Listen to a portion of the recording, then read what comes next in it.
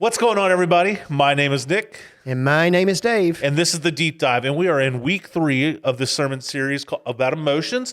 And today we're talking about practicing gratitude. That's right, living with grateful lives. It's gonna be good. I like, Yeah, and we're entering this Thanksgiving season, so is, it's kind of fitting in the timing of it. for sure. Look at you. Yeah. You're doing good. Yeah, Well, let's get into it, shall we? let's do it.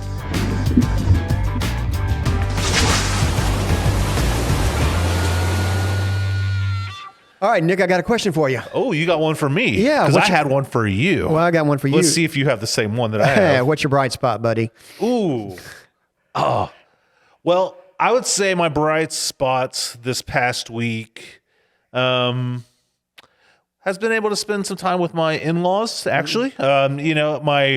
My father-in-law lives in Maryland, so it's kind of rare when he gets to come down, but he was able to come down this week to spend time with Olivia. Her birthday is on Wednesday, so Right. we're going to get to celebrate and have a good time. But I got to watch the Georgia-Florida game with them and hang out with them a little bit on Sunday, so it was Nice. good. It's been good to have some time. Get sort of father-in-law, son-in-law bonding time. Yeah, That's good. What And- about you? My bright spot. Wow. There's a lot of good things going on. I love this time of year for a lot of reasons. Yeah, for sure. But one of the reasons is that it's this sweet spot of time where you have football, basketball, and baseball to watch. It really It's is a- the mecca of sports right now. It really is. And I'm getting into my NBA teams, and my college football team is winning. And not sure about the World Series, but at least it's fun to watch. So it's been good. And we've had a lot of stuff to celebrate at the church here recently. Yeah, we had a great trunk or treat last week. Fantastic trunk or treat and a great service on Sunday. Yeah. One service and a lot of folks there and just a high time of worship. So yeah, Very good time. Yeah, Very good I'm in a good mood. Well, the question I was going to ask you was, we did just finish. Well, Halloween has ended by the time we were recording this. Right. By the time you guys will see it, it'll be a couple days old. But what is your one candy that you wanted to get in your bucket? Like you told us a whole story about your goal was to amass as much candy as possible. But what was the one that you're like, this is it? Yeah, if you didn't see the sermon on Sunday, I did talk about when I was little, I was really into candy. Yeah. And part of it was my parents really didn't let us have a lot of candy. Okay. And so that made me want it even more. And Of so course. learning about Halloween and people are giving away candy. I don't know, back in my day, they didn't have some of the candies that we necessarily get. I liked the families that would have the full candy bars, Okay. And so, there's nothing wrong with a Reese's peanut butter cup or a Snickers bar. Those are always good to get. But, I like Skittles, Yeah. Those are good. jelly beans, those kind of Okay. thing. I like sugar. That's good. That's know. good. Yeah, I'm a Reese's cup guy. It's tried and true. It's lasted the times. And even last night, I enforced dad tax a little bit on trick or treating. Yeah. Not much. I just said, look, I just want 2 peanut butter cups from each of you. Yeah. And throw it in the freezer. Don't even hand it to me. Just throw it in the freezer. Yeah. And probably I'll get one a day for the next 3 or 4 days. So And so were you grateful to get those? I was grateful. I feel like I earned those a little bit though. So Yeah. I might not have been as gracious Well, as we're I should. practicing gratitude now, so be grateful. Yeah. So with that, I'm getting a set you ready to segue. So I think we should segue. Yeah, we could. why talk don't we about- jump into the sermon? Talk to us a little bit about. Well, it's gratitude. interesting. I titled it specifically because of our conversation last week. Mm-hmm. Talking about practicing things, and the Christian faith. It's sort of like doctors practicing medicine. We practice the Christian faith because I don't know that we ever arrive. And so, as we worked through this series on feelings, we talked about a lot. Practice building those skills and gratitude. We haven't covered all the emotions. It's impossible to do that. But if I was going to choose one thing that I feel like would help us live a more whole and healthy life, it is to live with this attitude of gratitude, to live a grateful life. And I really liked this quote that I used on Sunday from Robert Emmons, who's a psychology researcher. And he says, it is vital to make a distinction between feeling grateful and being grateful. Being grateful is a choice, a prevailing attitude that endures and is relatively immune to the gains and losses that flow in and out of our lives. And so I thought that was just so important because I think we all do a pretty good job, every human being, basically. I mean, there's some people that live with ingratitude, but most people, when something nice happens to them, they are grateful, Yeah. and they may respond in that. But to be able to live in life with the ups and downs that we have in life and to still live it with a positive, glass half full, grateful for life kind of attitude is, I think, very important. And so we, again, as we've done for the last 2 or 3 weeks, looked at some of the physiological reasons why it's good and healthy for us to do that. We talked a little bit about brain research, starting with your sermon 2 or 3 weeks ago. But when we get into, for example, in anger or negative moods, our brains can pour out, our bodies can pour out chemicals like adrenaline or cortisone, or adrenaline I think turns into cortisone, which are really pretty negative for us in our bodies. That's why we, you take antioxidants and sort of stuff. But living a life in gratitude there's quantifiable evidence. When we do that, then the brain produces some of those good chemicals like serotonin and dopamine and those kind of things, those feel-good chemicals, but they're also good for our body. And so it's actually a much healthier way.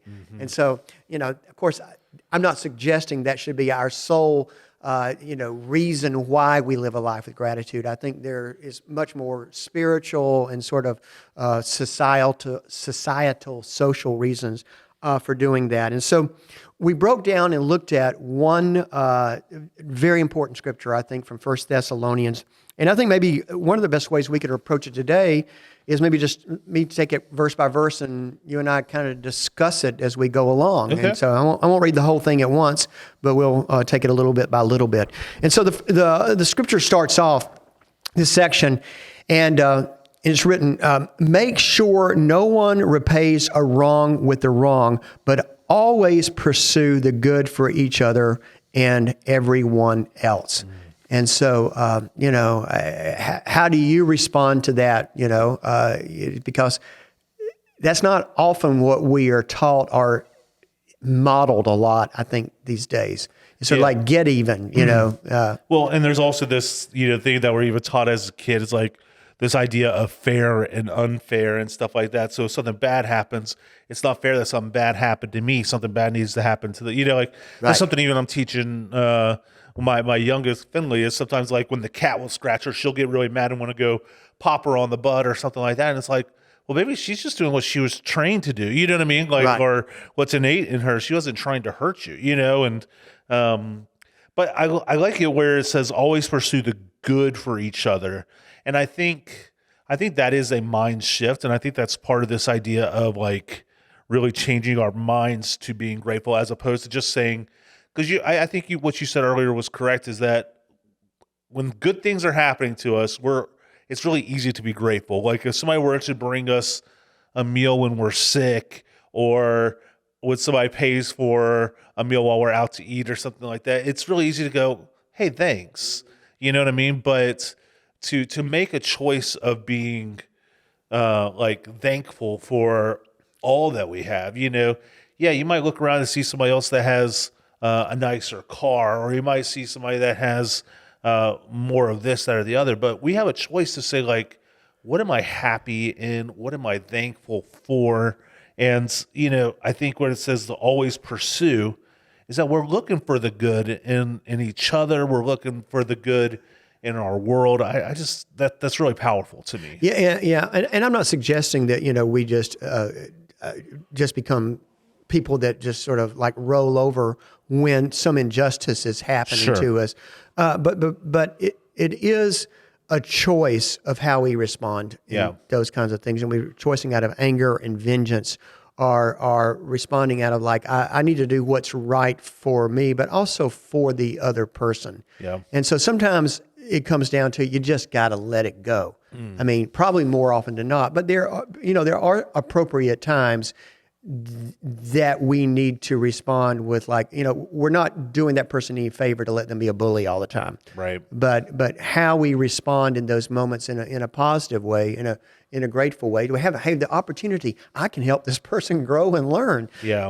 I think that's that's the attitude adjustment to make those kind of healthy choices. Yeah. I think we shouldn't necessarily set out to fix other people, for injustice sakes or something like that. But I think we approach it with a respect and say, like, I have an opportunity to show why I believe what I believe. And I think your practices are always going to be much more well received than your words anyway. So to be able to show gratitude in the face of somebody who's maybe bullying or whatever, don't give them the power over you to dictate where you should be. Do you know what I Right. mean? But Right. And that's a very different thing than responding immediately with, like, vengeance. How can I get that person back? Correct. They hurt me, then I get to hurt them. Right. And usually that gets, like, the ante gets, ramped up until it just gets completely out of control. yeah, And so, I think, in a lot of cases, you just kind of have to let it go. And in other cases, you do have to address the behavior some way, but it should not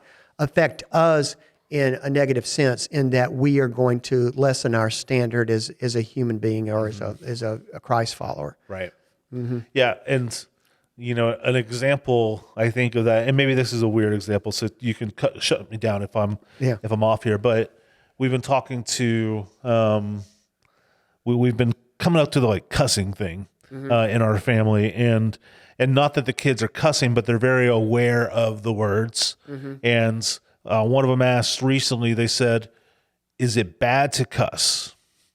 And in my growing up, I grew up, my dad cussed. It just wasn't a big deal. In a lot of ways you could argue that they're just adjectives, but we had to explain why, like, even though you might not view them as, if there's just a word, other people do, and to be able to help make your choice of, like, we don't want you to be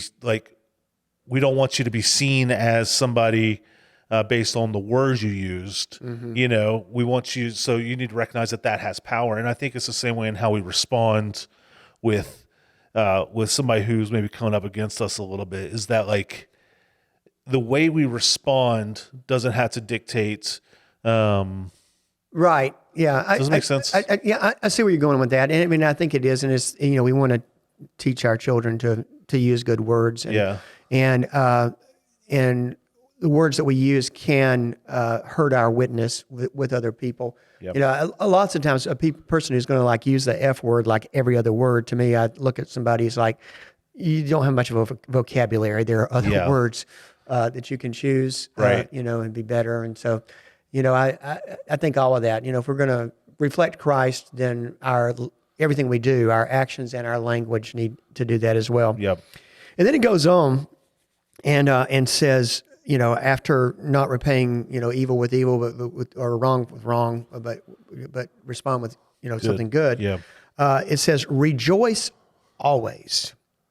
So that's a tough thing, right? Because lots of times you don't feel like rejoicing. I mean, life comes, right? And there's always going to be the good, and there's going to be the bad. And when things are good, it's really easy to rejoice. And when it's bad, it's not always easy to look past it and to see past the storm and go, let me find the good that's going on around. Yeah, I loved what one of the commentaries that I use are just the little Barclay commentaries, because they're very practical. I love them. Yeah. And so Barclay wrote a thing in his commentary where he talked about, like, when we're walking towards the sun, then the shadows are behind us. But if we're walking away from the sun, then the shadows are in front of us.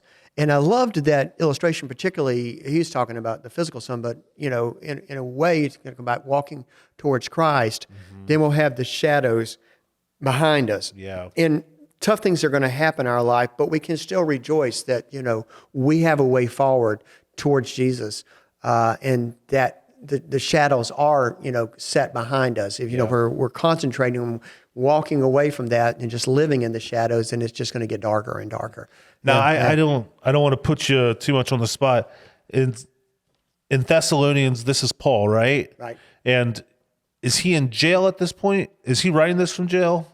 I'm sorry, I'm a little. Yeah, I know he was in jail a lot. Yeah, and I feel like he wrote this type of thing a lot while he was in jail. Yeah, I'm not 100% Okay. sure. Well, I think we're also not 100% sure that Paul wrote it. Oh, okay. But if it was Paul, he was in and out of jail all the time. Right. And Philippians, I know he wrote from prison, but Thessalonians, I think they're not really positive about the authorship of Okay. it. So it's assumed Paul wrote it, and lots of times I just take the traditional view on that. But I feel like, Paul, he obviously, you can tell that he was living his life on mission after what happened to him, Right. where he came from, and he saw what God was doing. And I think, if he was in jail or he just got beaten, sent on to the next place or Right. whatever was in his, he knew that God's promise was bigger than those things. Mm-hmm. And that is something I've always admired about him, but been would I be strong enough to do the same? I question myself in that. It's this idea of rejoicing always is man, I want to be that kind of Christian. You know what I mean? Where I can just not put away the bad stuff that's happening, but to be able to see always past it. Do you know what I mean? And realize this is temporary. yeah. Yeah, and I think we'll get in with the give thanks in every situation, which is very similar. We'll get into that a little bit in a second. But then it says pray continually. Some translations say pray without ceasing. Yeah. And again, these are pretty high standards. To pray without ceasing means we just should stay, in the sanctuary at the altar, praying all the time. But I think it's again that attitude of always having that close relationship with God, where we can pray on the run, so to speak. Yeah. Going back to sort of the brain research stuff and all of that, and it's just how living our lives in a positive way, a thankful way, but also living our lives in a faithful way can be good for our health. One of the things that I've read from a secular source, that religious people who pray tend to be more mentally healthy than people who don't.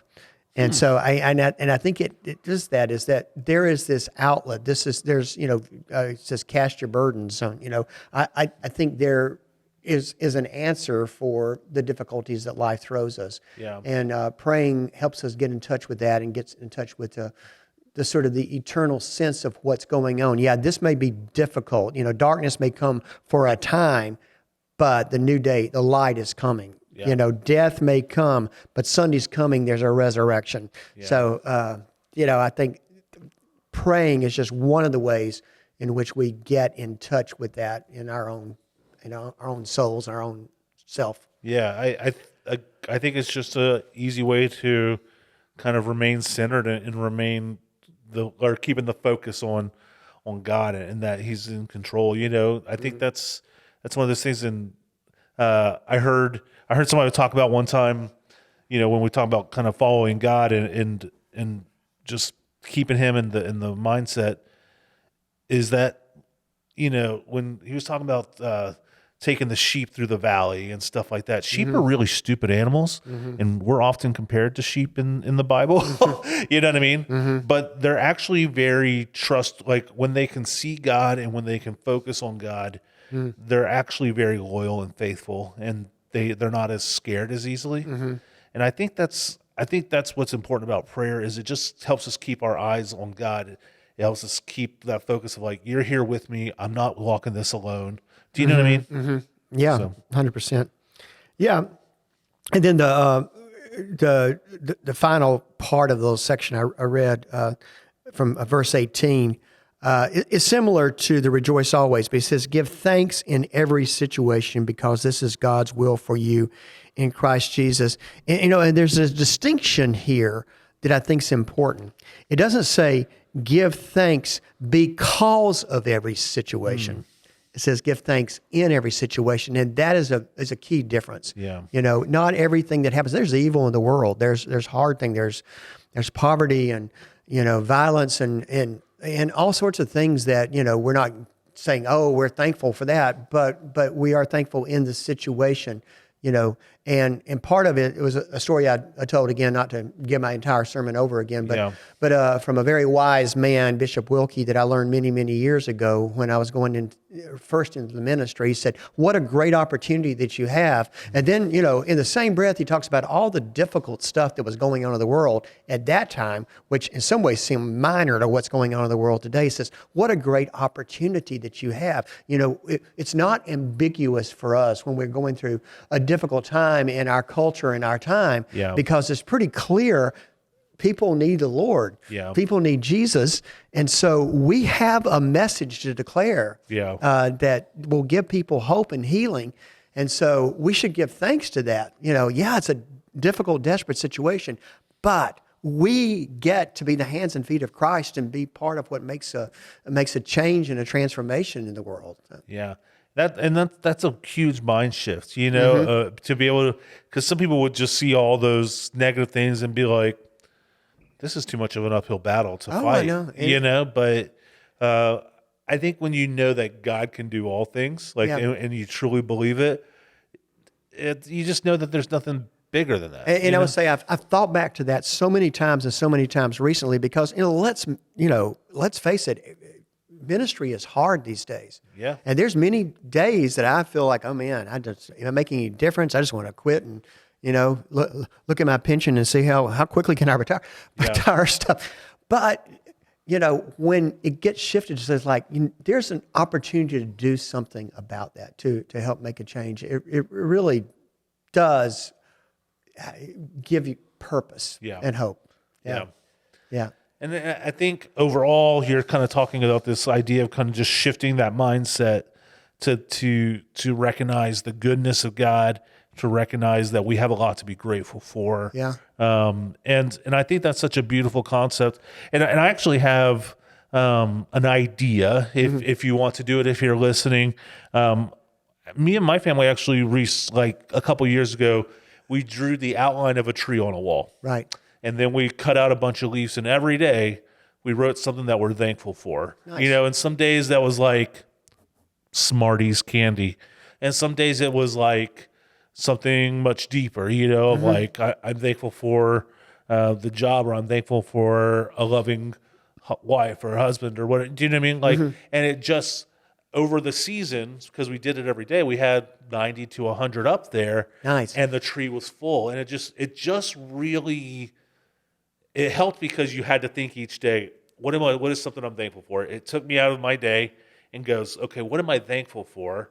And then at the end of it, you kind of looked at it and you're like, wow, that's kind of a powerful visual of all the goodness that's in my world that I'm thankful for. You know what I mean? Like, Well, I love that. We should do that as a whole church, maybe Yeah. around Thanksgiving, do that and make a tree and put it out there. And because when we stop to think about it, we have so much to be thankful for. really and, do. And so much grateful for. One thing that, just because of time, I didn't really get in much time to talk about on Sunday, but we could talk about, and you've already given a super idea, is ways that we can express thanks in the world. How Yeah. can we live that out? That's the way that we can help see that.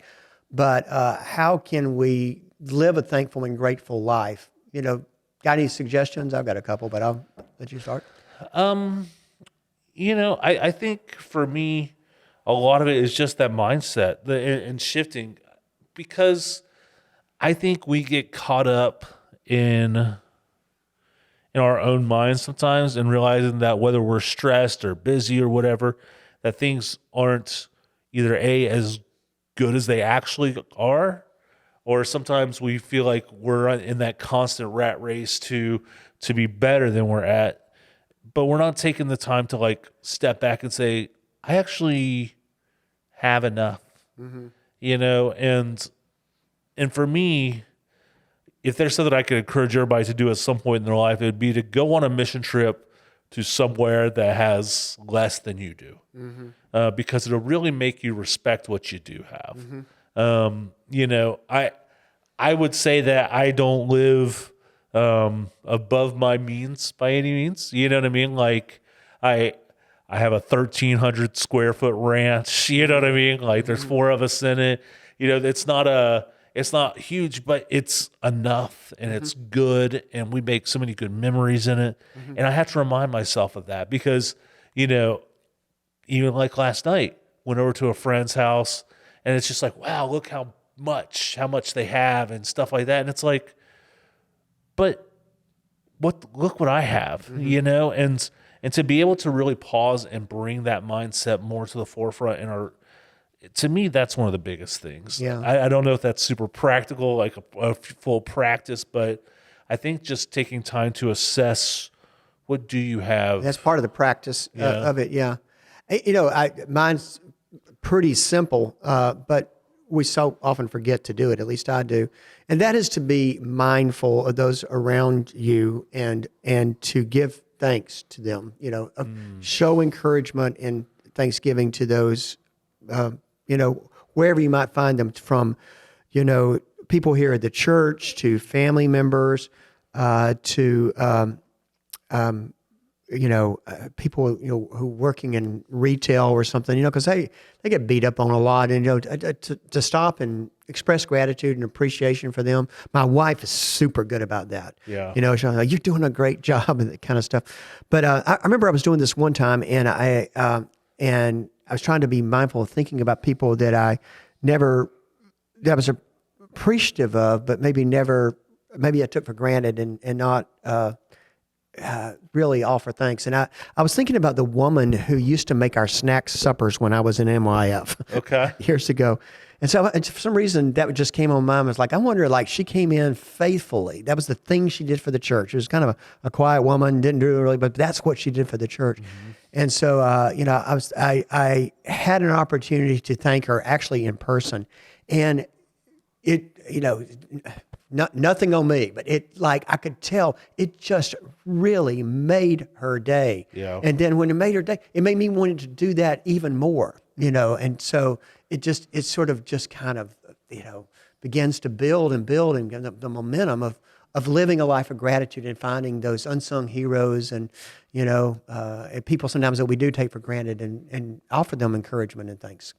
I think that's awesome. And, you know, how many times have you heard, you know, I know you've done several funerals, but I know I've even been to a couple where somebody would say something like, I just wish I would have told them Right. how much they meant to me before. Yeah. You know, and it's kind of what you're saying. It's kind of give people their roses and stuff while they're around and present, and just, And I still think you can do that. I mean, even when they have passed, Yeah. because I know I've done that and given thanks for people's life. And, you know, not to get all mystical or something, I do think you can put that out in the universe. Sure. I think there's a way of, like, you know, just in some sort of meditation to say, I'm just, you know, I'm really thankful. I'll say, you know, folks that have influenced me that have passed, you know, Yeah. I'm very thankful for them. And when we're mindful of that thankfulness, I think we live a life of thankfulness. Yeah, gratefulness. I agree, and I think giving, you know, telling somebody that they changed your day, even I love the idea of going in and talking to somebody that you've had serve you. You know, you go into a restaurant you go to weekly or whatever, and you have the same person serving you, and just let them know, like, how much Yeah. their kindness means to you and how much they add to your day and stuff like those are things that do change people. And I think you're right. I think when people pass, we have that opportunity to kind of share that, which actually is kind of a good segue into this week. Do you want to, as we kind of wrap up, do you want to kind of give us a... Right. Yeah. So I should say that this Sunday is going to be another High Sunday, I think, at Hickory Flat. It is All Saints. Actually, today, as we're recording this, is All Saints Day. Yep. We'll be celebrating that as a church on All Saints Sunday this coming Sunday.